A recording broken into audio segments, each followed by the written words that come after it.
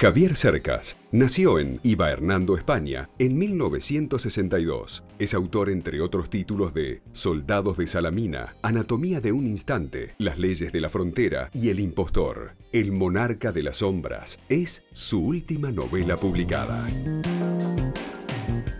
Bueno, Javier, El monarca de las sombras, nueva novela de Javier Cercas.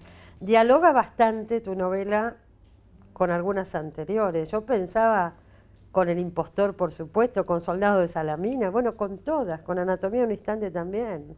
Es un diálogo que continúa, ¿no? Yo creo que eso es inevitable, ¿no? En el caso de un escritor, cuando llega a una cierta edad y si uno es mínimamente honesto, ¿no? Porque tus obsesiones, tu manera de mirar las cosas es parecida, ¿no? El tema de España está siempre, la historia de España está siempre. En los últimos libros, sí. Bueno. Sí, con Soldados de Salamina quizás es evidente, ¿no? Evidente, por el tema, por la guerra. Bueno, y Anatomía de un instante. Sí, con Anatomía de un instante. Anatomía de un instante es el libro de mi padre, diría yo, y este es el libro de mi madre. Esta es la protagonista secreta del libro. ¿Se lo contás a tu madre? ¿Conversás con tu madre? Un poco sí. Un poco sí. Sí. Y porque es un poco pensar la historia del país y la historia familiar también. Es contar la historia del país a través de la historia familiar. Y en realidad este libro no habla de la guerra civil, o no solo habla de la guerra civil, habla de la herencia de la guerra civil. Es decir, de la herencia de violencia con la cual todos cargamos, todos, quiero decir, los españoles, los argentinos, todos. Y es mi madre quien me transmite esa herencia. Así que ella, de algún modo, es la protagonista secreta o solapada del libro. Todos cargamos con esta cuota de violencia, los argentinos ni hablar. Pero pienso, los españoles, con el tema de la guerra civil, ¿se sigue hablando, se sigue escribiendo libros? Es que la guerra civil no acabó en 1939, como dicen los libros de historia. No duró 3 años, duró 43 años. El franquismo en realidad no fue más... Es la continuación. Claro, el franquismo fue la prolongación de la guerra por otros medios. Entonces, esa guerra duró muchísimo tiempo. Y digerir eso es muy complicado. Ese pasado no es un pasado que haya pasado, es un pasado que forma parte del presente. Es una dimensión del presente. ¿En qué sentido?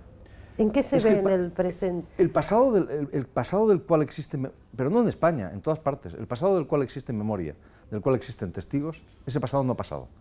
Todavía hay gente viva que lo pasó. Ese pasado forma parte del presente. ¿Se podría hablar de los 70 nuestros y decir exactamente lo mismo? Absolutamente lo mismo. Y es que es así, lo que pasa es que nos hemos acostumbrado a vivir en un presente completamente estúpido. O sea, tenemos la idea de que el presente se entiende solo con el presente. Esto es un error. Ese pasado del cual, insisto, existe memoria, existen testigos, ese pasado forma parte del presente, es una dimensión del presente. Sin ese pasado, el presente está mutilado, el presente simplemente no se entiende. Entonces, necesitamos ese pasado para comprender el presente. Ese pasado forma parte del presente. Pero además y si es un pasado de violencia y de guerra y de dictadura como este, pues es indispensable tenerlo. ¿Hay discusiones todavía alrededor de este tema en España? Lógico, sí, claro. Porque además ese pasado cuesta mucho digerirlo. En Argentina ocurre lo mismo, pero es que ocurre en todas partes. Tendemos a esta mirada un poco narcisista o masoquista de creer que lo que pasa en Argentina solo pasa en Argentina, lo que pasa en España solo pasa en España. Es mentira, eso ocurre en todas partes. Es decir, la herencia de violencia, con esa cargamos todos, y en unos lugares de una manera, en otros lugares es de otra, pero el hecho sigue siendo el mismo. Y este libro habla de eso, ese libro habla de esa herencia de violencia, que en nuestro caso es la guerra civil y el franquismo, la dictadura, y en mi caso particular era una herencia especial, porque mi familia era franquista. Entonces, hay que animarse a decirlo eso, ¿no? Hay que animarse a decirlo, otro por ahí lo escondería. Tener una herencia franquista en la familia, una familia franquista. Claro, es decir, mi familia era franquista, ¿qué es lo que vos decís? Claro, pero la inmensa mayoría hace eso porque es lo natural. De eso hablaba El impostor. Tú has dicho muy bien que este libro dialoga, y me parece exacto, sobre todo con Soldados de Salamina y con El impostor. Sí. Con Soldados de Salamina, en cierto modo, Soldados de Salamina es un complemento de Soldados de Salamina este libro. Yo lo veo así, al menos, ¿no? Soldados de Salamina era una reivindicación, casi te diría vehemente, apasionada, del pasado republicano, que es el que yo creo que hay que reivindicar. Yo me afiliaba a ese pasado, digamos, de algún modo. En este caso lo que hay es una asunción del propio pasado, no una reivindicación, sino una asunción. Claro. Yo vengo de donde vengo. Claro. En realidad casi no todo es lo que yo elijo ideológicamente, pero provengo de ahí. Claro, mi familia... Claro, yo vengo de ahí, mi herencia es esa. No puedo decir que es otra, tengo que asumirla, tengo que entenderla, no para justificarla, sino para poder vivir con ella, ¿no? Eso por un lado, pero tiene que ver mucho más, incluso, lo digo por lo que decías ahora con toda la razón, con El impostor, porque El impostor hablaba de algo muy natural, que no es argentino, ni español, que es universal. Es que cuando se trata del peor pasado, del pasado eso, de violencia, de guerra, de dictadura, etc., lo que los seres humanos hacemos, todos, pasado colectivo o personal, es edulcorarlo, es enmascararlo o es simplemente esconderlo. Y ¿verdad? Ese libro hablaba de un tipo, un hombre, todavía vivo por cierto, que se inventa un pasado heroico y tal, y fantástico, para ocultar un pasado mediocre. Y eso es lo que la inmensa mayoría de los seres humanos hacemos cuando se trata de ese pasado. Este libro claro, lo que hace acá es intentar... está exacerbado, vamos a decirlo, en el Exacto. caso del impostor, ¿no? Exacto, era una hipérbole, digamos, ¿no? Sí. Una exageración. Este libro lo que intenta es eso, afrontar el peor pasado. Sí. Por un motivo, porque, es decir, si nosotros sabemos cuál es nuestra herencia, podemos manejarla. Si nosotros no sabemos cuál es nuestra herencia, esa herencia nos maneja a nosotros. Y eso es catastrófico, porque quien no sabe de dónde viene, no sabe de dónde va. Seguro. Eso es lo que pretende este libro. Entonces, en ese sentido, sí, dialoga quizá más evidentemente con el impostor. Y tomás un personaje real, que es un tío abuelo tuyo, Eso es. que a los 19 años, creo, muy jovencito, va a la guerra, falangista él, y muere en la guerra.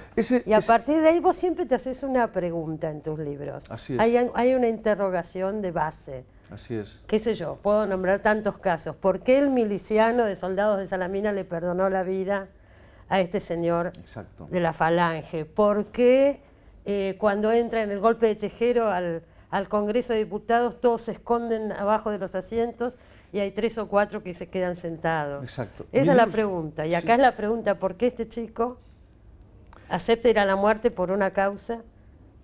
Por una causa injusta. Por una causa injusta, una causa que por supuesto hoy condenamos. Hoy sabemos que era injusta, en aquel momento no era tan fácil. Así es, esa es la pregunta inicial y es la primera pregunta, casi te diría que es la primera pregunta seria que me he hecho en mi vida, ¿no? Porque mi madre me hablaba de este chico, porque mi madre es quien me Lo transmite adoraban, esto. era, en tu casa era devoción por Claro, este mi chico, madre tenía 5 años cuando estalla la guerra. que murió por la patria. Eso es, 7 años cuando muere este chico, y para ella este chico era un héroe, era el hombre valiente que había ido a defender la familia, la patria, la religión, esos valores en los que ellos creían. Y esa es la pregunta, quizá la primera pregunta seria que me he hecho en mi vida, y por eso este libro me he pasado toda la vida detrás de él. Porque hay un chico así, de un pueblo humilde, de una familia humilde, de pequeños propietarios rurales, con inquietudes intelectuales, cuando estalla la guerra en 1936 en España, se alista para defender una causa injusta, el franquismo, y muere 2 años después, en la batalla más cruenta de la historia de España, en el lado equivocado de la historia. ¿Por qué? Esa era mi pregunta. Entonces, este libro lo que intenta... En el fondo mis novelas son como novelas antipolicíacas, yo las describo así, porque como las novelas policíacas al principio hay una pregunta, ¿no? ¿Quién mató a quién? ¿No? ¿Quién hizo tal cosa?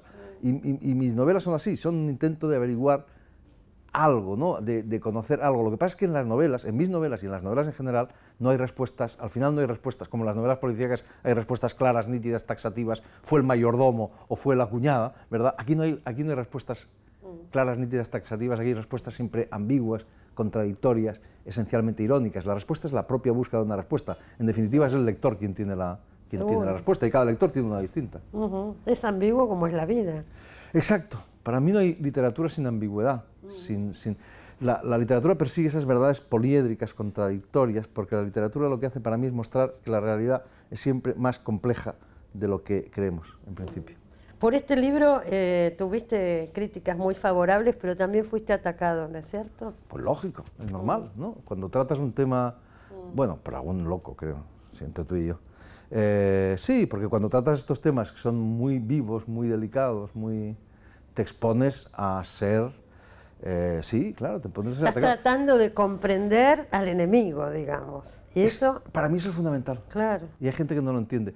Para mí eso es lo que hace la literatura. La gran literatura hace eso. O sea, Shakespeare es capaz de que entendamos a un oligofrénico asesino como Ricardo III. Dostoyevsky es capaz de que entendamos a un asesino de una viejecita que vive, ¿verdad?, en su mismo edificio. A Raskolnikov, ¿no? Eso es lo que hace la literatura. Entender, lo que pasa es que hay gente no muy inteligente que confunde entender con justificar. Entender no es justificar, entender es darte las armas para no cometer los mismos errores. Y eso es lo que he pretendido yo. Entender por qué un joven de estas características que he mencionado se deja seducir, se deja intoxicar, se deja envenenar por una ideología como el fascismo, ¿verdad? Una ideología que en realidad, un tipo de ideología que en realidad hoy sigue muy vivo, ¿no? hemos vuelto en muchos aspectos Bueno, a los años 30. ahí la novela inclusive tiene otro punto de interés. Se podría llevar al hoy, vos decís, hoy sigue muy vivo. Absolutamente. Es que la gente cree que... El descrimiento de la democracia, Claro. ¿no es cierto? La nueva ideologías, política. claro, las ideologías, la política épica, sentimental, ¿verdad? Todo después de una gran crisis como los años 20, ¿verdad? O como los años 30, después de la crisis del 29. La gente cree que los fascistas iban con cuernos por la calle, tenían cuernos, es mentira, era la ideología de moda, como hoy está de moda los populismos en toda Europa, en todo el mundo más bien, ¿verdad? Era una ideología antisistema, era una ideología al menos teóricamente anticapitalista, era todas estas cosas, y los chicos se dejaban fascinar por eso. Hasta la idea de la muerte heroica, vivir peligrosamente. Claro, ¿no? el vivere pericoloso, exactamente, de los fascistas. Sí. Los chavales siempre han sido muy sensibles a eso, ¿no? Este chico se dejó fascinar por eso, se dejó envenenar por eso. Chico, no, niño. Sí. En la portada 19 años. No, 17 cuando va a la guerra. 17 cuando va a la guerra, Es 19 muere. 19 muere. Sí. O sea, son niños. Sí. Este chaval era un niño, quienes hacen la guerra son niños, siempre, desde que el mundo es mundo. Y somos los adultos los que los mandamos a la guerra. A este chico lo mandaron los adultos a la guerra. Y lo mandamos a la guerra porque les hacemos creer que las guerras son útiles. Desde que el mundo es mundo, los hombres hemos creído que las guerras son útiles, que sirven para resolver problemas, que los hombres damos en ellas lo mejor de nosotros mismos. El epígrafe de este libro dice «Dulce et decorum est pro patria mori», que es un verso celebérrimo de Horacio, es dulce y honorable morir por la patria. Mierda, es mentira. Esa mentira ha sido lo que ha llevado al matadero a millones y millones y millones de niños a lo largo de la historia, como estos, ¿no? Y siguen llevándolos, porque los chavales que mueren hoy, los yihadistas que mueren hoy, creyendo que están salvando a la civilización, porque lo creen, porque son idealistas, son generosos, Esa es una de las cosas que los fanáticos nunca entienden. Entonces, cuando tú tocas estos temas, te ves expuesto a... Nadie ha dicho que escribir no sea un oficio peligroso. Escribir es un oficio peligroso. Quien no corre riesgos no es un escritor, es un escribano. El escritor cobarde es un oxímoron, una contradicción en términos, ¿no? Uno como persona puede ser... Yo soy razonablemente cobarde, pero como escritor no puedo serlo. Vos ya provocás desde hace mucho, porque Anatomía de un instante también es un libro que al contrario habla de una comprensión, bueno, habla de los pactos de la Moncloa, de cómo se gesta la democracia en España, la figura de Adolfo Suárez, también debe haber sido muy criticado en ese momento, ¿o no? Sí, por buscar una especie de reconciliación, por decirlo de alguna manera, que sí, es lo que hizo España en ese momento, ¿no? Es una palabra Está muy bien contado en ese libro. Para mí es un libro extraordinario, Anatomía de un instante. Ya lo he dicho acá muchas veces. Te lo agradezco. Sí, pero además es bueno que la literatura provoque enfrentamientos, aunque sean absurdos y aunque te digan cosas horribles o digan, es igual, no importa, está bien, pero si la literatura no es capaz de provocar, a lo mejor no es literatura, ¿no? ¿Por si qué la literatura te deja indiferente. Sí. Proust decía, las buenas ideas son las que no son las que provocan la aquiescencia del que las lee o las escucha, sino las que provocan la respuesta, ¿no? La contestación. Claro. Y seguramente tienen razón. ¿Por qué el libro se llama El monarca de las sombras? Está contado en el libro, pero vamos a escucharlo al autor. ¿Lo cuento? Puedo contarlo, sí. Es un título que viene de la Odisea, porque, y está efectivamente en el corazón, está en el corazón de la novela. Mira, para mi madre, yo siempre sentí que este chico, Manuel Mena, era un héroe, ¿no? Era un poco como Aquiles, como el protagonista de la Ilíada, ¿no? Que es el hombre joven, puro, que lucha en primera línea de combate y muere por valores que lo superan, ¿no? Y que de ese modo accede al cielo de los griegos. Los griegos no creían en nuestro cielo, el cielo de los griegos era la memoria, ¿no? Era el ideal ético de los griegos. Entonces, yo siempre sentí que para mi madre era algo así. Y siempre me pregunté muy inquieto por qué me hablaba de él, ¿no? Yo creí que me lo ponía como modelo. En realidad yo estaba equivocado. Es curioso, yo he descubierto, he leído muchas veces la Odisea y la Ilíada, y solo ahora me he dado cuenta de que es como si Homero propusiese dos tipos de hombre, dos ideales de hombre. Uno es Aquiles, que lo he descrito ya, y otro es Ulises, que es lo contrario. Porque Ulises es el hombre astuto, que gracias a su astucia vuelve a casa, vuelve a su patria, recupera a su mujer, recupera su patria, recupera su vida, ¿no? y vive largos años. Es lo contrario de Aquiles, ¿no? Entonces, hay un momento en la Odisea, y ahí viene el título del libro, hay un momento en la Odisea, Aquiles es el protagonista de la Ilíada, Ulises es el de la Odisea, y hay un momento en que Aquiles aparece, solo un momento, en que aparece en la Odisea.